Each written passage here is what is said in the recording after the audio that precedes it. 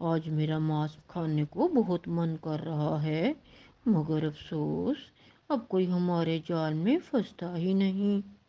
بڑی ایک بار جنگل میں جاؤ، کوئی نہ کوئی ایسا لالچی پکشی ضرور ہوگا جو ہمارے جال میں پھنس جائے گا اور ہم آج اس کا سوپ بنا کر پئیں گے۔ تو پھر تم میرا انتظار کرو، میں جاتی ہوں جنگل میں۔ پھر بڑی چیل کسی پکشی کو اپنے جال میں پھنسانے کے لیے جنگل میں جاتی ہے۔ چڑیا، سندر چڑیا، میں آپ کو لینے آئی ہوں۔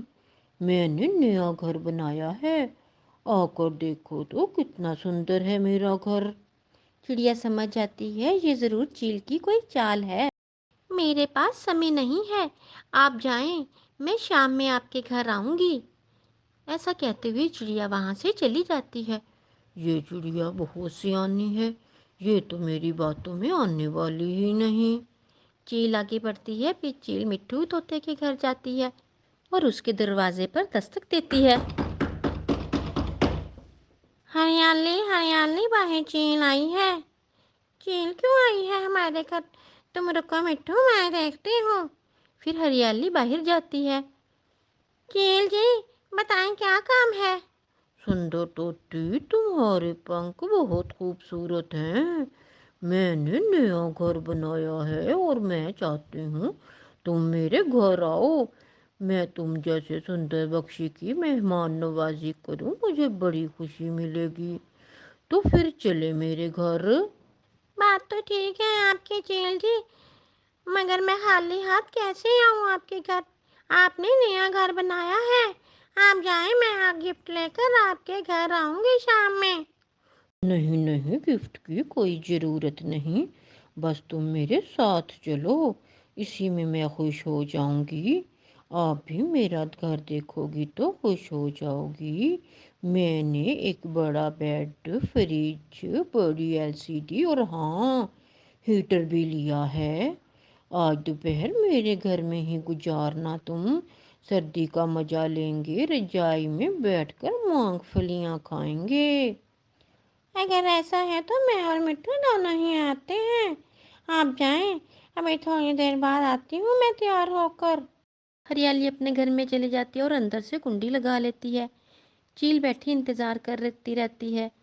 اب بھی جاؤ توتی، دیر ہو رہی ہے، مجھے گرما گرم سموسے کھائیں گے جا کر۔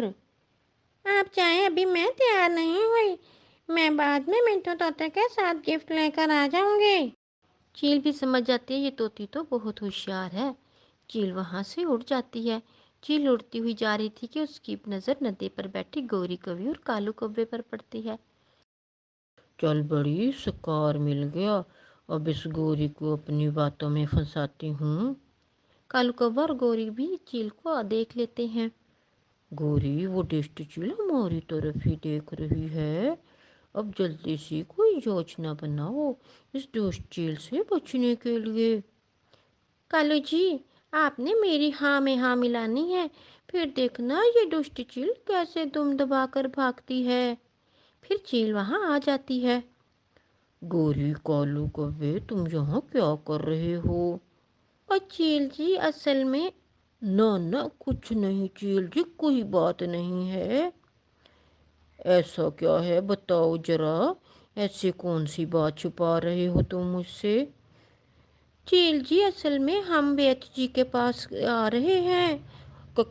کچھ نہیں چیل جی، کچھ نہیں، ہم تو بالکل سوستھ ہیں۔